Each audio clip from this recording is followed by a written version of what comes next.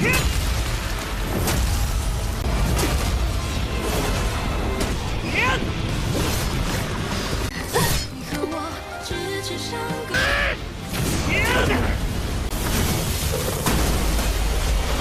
semuanya, bagaimana nih kabar kalian? Semoga dalam keadaan baik-baik saja, sehat selalu, serta dilancarkan rezekinya ya guys, amin. Pada kesempatan kali ini, kita akanlah melanjutkan tongwa dari The Dragon Soul, tepatnya untuklah episode 4. Untuk di part sebelumnya ya, kita telah diberikan scene yang sangatlah wah. Dan juga untuk Auswe, langsunglah menuju wilayah utara untuk bertemu dengan kakaknya guys. Tetapi ya, untuk wilayah utara yang diketuai oleh Aubing sedanglah menghadapi pasukan dari Raja Naga Selatan. Jadi langsung saja kita masuk ke dalam ceritanya. Aubing yang memimpin seluruh pasukan naga wilayah utara mempertahankan benteng garis terdepan. Dan untuk Aujiao, dia akhirnya bangkit dari keterpurukannya. Dia berada di depan gerbang untuklah ikut berperang. Meski ya dia tidak bisa melihat, tetapi dengan pedang naganya, dia bisa untuklah menghabisi banyak sekali pasukan dari Raja Naga Selatan guys.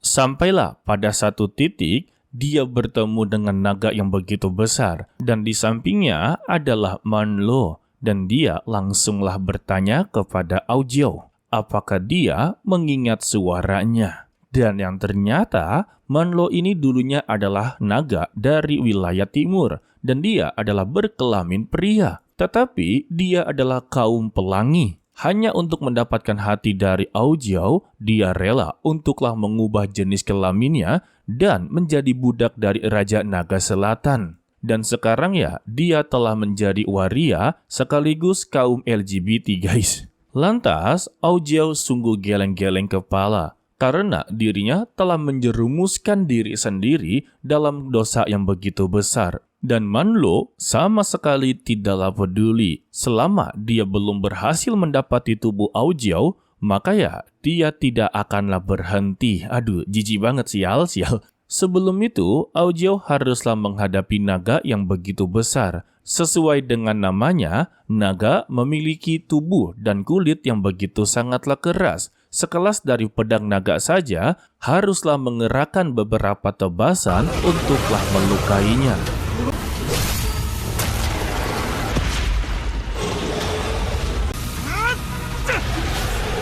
Aujiao yang pantang menyerah, dia teruslah menerjang dan menerjang. Meski dirinya telah terkena pukulan begitu telak, dia tetaplah bangkit dan bangkit. Sampai dia mengeluarkan tinju penuntasan, yaitu tebasan amukan naga. Dengan serangan tersebut ya, Aujiao berhasil untuklah menumbangkannya. Tetapi masih ada satu musuh yang haruslah diselesaikan, yaitu Manlo. Dia langsung berada di belakang dan mengerahkan serangannya. Beruntung, serangan tersebut berhasil untuklah ditahan, dan mereka langsunglah memulai pertarungan. Kecepatan dari Manlo memang bisa diacungkan jempol guys, tetapi semua pergerakannya dapatlah dilihat oleh Aujiao. Sehingga semua serangan dari Manlo berhasil untuklah ditangkis. Dan ketika mendapati kesempatan, Aujiao langsunglah mengunuskan pedangnya dan berhasil untuklah menembus tubuh dari Manlo. Tetapi siapa sangka Manlo langsunglah mendekatinya dan mencium bibirnya guys. Aduh, jijiknya. Sembari berkata, "Kakak, aku ingin kau tidak bisa melupakanku selamanya." Tidak ada jawaban dari Aujiao, dia langsunglah menebasnya.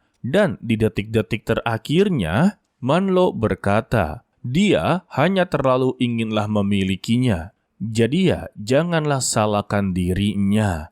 Ya, bisa dikatakan ini adalah obsesi seseorang ya. Ya, untuk obsesinya sih kita nggak bisa menyalahkannya. Tetapi dengan tindakan dari Manlo lah yang telah salah besar. Ya, intinya Manlo melihat dengan sudut pandang yang berbeda. Arti memiliki bukan berarti seperti ini, guys. Sedangkan untuk si Raja Naga Selatan alias Aule, dia telah bertemu dengan Ratu Manasa dan meminta kepadanya untuklah menyerah kepada wilayah selatan dan bergabung dengan pasukan klan bayangan. Maka dengan begitu, seluruh klan naga wilayah utara tidak akanlah kenapa-napa. Tetapi Manasa langsunglah menolak dan bertanya, apakah dengan rencana dia seperti ini pernah berpikir kalau mereka akanlah dikhianati?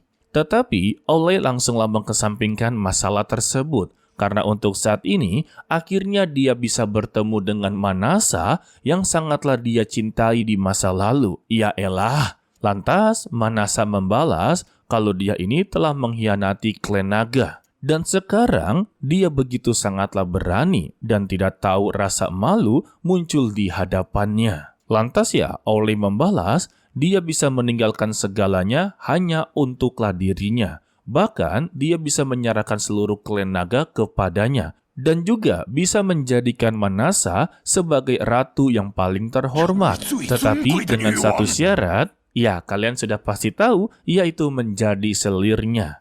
Tidak lama dari itu, datanglah Ausun, si Raja Naga Laut Utara, yang membuat Aule sungguhlah tidak percaya kalau orang yang begitu sangatlah kasar bisa memiliki sosok seperti Manasa. Balasan dari Ausun ya, dia bisa memilikinya karena dia bisa memberikan apa yang tidak bisa diberikan oleh orang lain.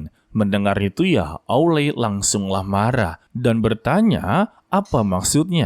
Untuk sekarang ini ya, dia jauh lebih kuat daripada yang lain, apapun bisalah dia penuhi untuknya. Sehingga ya, mereka berdua bertarung untuk membuktikan apakah layak untuk mendapati Manasa. Ya elah. Dan Ausun memberitahu lagi kepada Aule kalau Manasa ini adalah manusia naga yang begitu sempurna. Tidak ada yang bisa untuklah memilikinya. Berarti bisa dikatakan Ausun juga tidak memiliki Manasa sepenuhnya.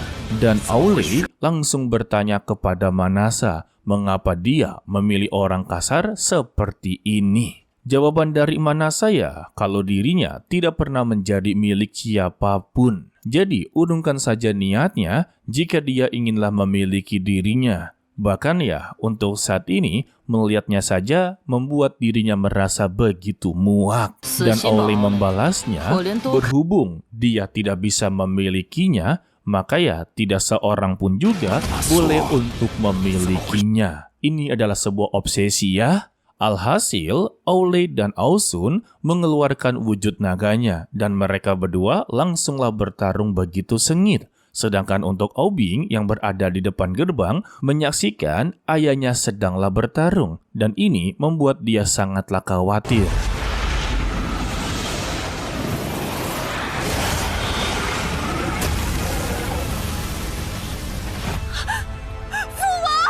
Dan akhir dari pertarungan tersebut, Ausun berhasil dikalahkan dengan begitu mudah. Setelahnya, Aule kembali untuklah menawarkan kepada Manasa, tunduklah kepadanya. Hanya dia sajalah yang bisa memberikan kebahagiaan. Jawaban dari Manasa ya, dia terlalu percaya diri. Dan Aule tetaplah menawarkan tunduk kepadanya. Maka untuk Dewa Langit Kegelapan tidak akanlah merenggut jiwa naganya. Apa iya? Sedangkan untuk Aubing, dia muncul untuklah membalas perbuatan dia kepada ayahnya. Dan Aule yang melihat kecantikan dari Aubing juga menawarkan tunduklah kepadanya dan jadilah selirnya. Maka ya jiwa naganya juga tidak akanlah direnggut. Aubing lebih baik mati daripada menjadi selirnya. Sehingga kedua bayangan diperintahkan oleh Aule untuklah menghabisi nyawanya. Dan Aubing haruslah bertarung satu melawan dua orang.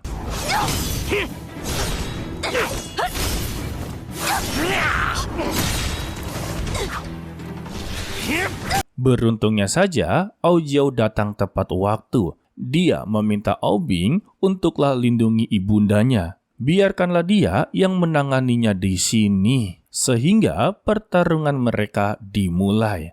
Siapa sangka ya, dua bayangan ini berhasil dikalahkan dengan begitu sangatlah mudah. Tetapi ya, masih ada satu utusan yang haruslah dihadapi oleh Aojiao, yang tak lain adalah Dewa Tiangang. Dan dia sangatlah tertarik dengan jiwa naga emas milik dari Aojiao, guys. Tidak sampai di situ, Dewa Tiangang juga memprovokasinya. Dia membawa 2 sandera wanita naga yang kini telah menjadi budak pemuas dirinya. Hal ini memancing emosi dari Aojiao, sehingga dia pun menerjang dan pertarungan tidak lagi bisa dihindari. Tetapi sebelum itu, Aojiao haruslah menghadapi roh kucing dan kelelawar. Kebetulan, Aojiao juga memiliki dendam kepada roh kucing yang telah membutakan matanya. Tanpa babi buya, dia langsung mentargetkan roh kucing kecil ini untuklah dihabisi. Dengan begitu sangatlah mudah, roh kucing ini langsung ditangkap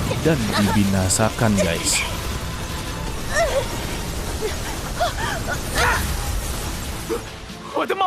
Tidak sampai di situ, kemarahan dari Aojiao juga berhasil untuklah menghabisi iblis babi dan iblis kelelawar ya. Sebut saja seperti itu, guys. Gila, ini pedang naga emas boleh-boleh.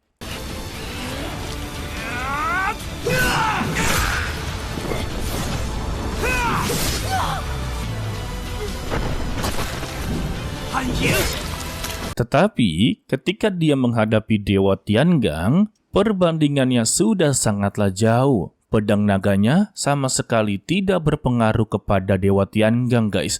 Bahkan ya, pedangnya ditahan dengan cara diinjak. Ketika Dewa Tiangang mendapati kesempatan untuklah mengakhirinya, pahlawan kita akhirnya datang, yaitu Ao Sui. Seperti biasa ya, dengan tingkah lakunya yang tengil, membuat musuhnya sudah pasti akan langsung marah besar ya. Dan kita bersambung untuklah episode 4 ini, guys. Dan kabarnya, kalau Tongwa Dragon of Soul ini mendapati bagian advance screening time, artinya kita bisa menonton lebih cepat dari jadwal yang telah ditetapkan. Dan kabarnya ya, sampai sekarang sudah mencapai episode 8. Jadi ya, Mimin akanlah mengambil beberapa episode ya untuk hari ini. Jadi tolong tunggu sebentar, karena untuk mencari videonya cukuplah sulit. Oke lah, sepertinya cukup sampai di sini saja dulu untuklah video kali ini. Mimin ucapkan terima kasih kepada kalian yang telah menonton sampai akhir. Pesan dari Mimin, tetaplah menjadi orang yang baik walaupun itu sangatlah sulit. To be continue, sampai jumpa di video berikutnya. Bye-bye.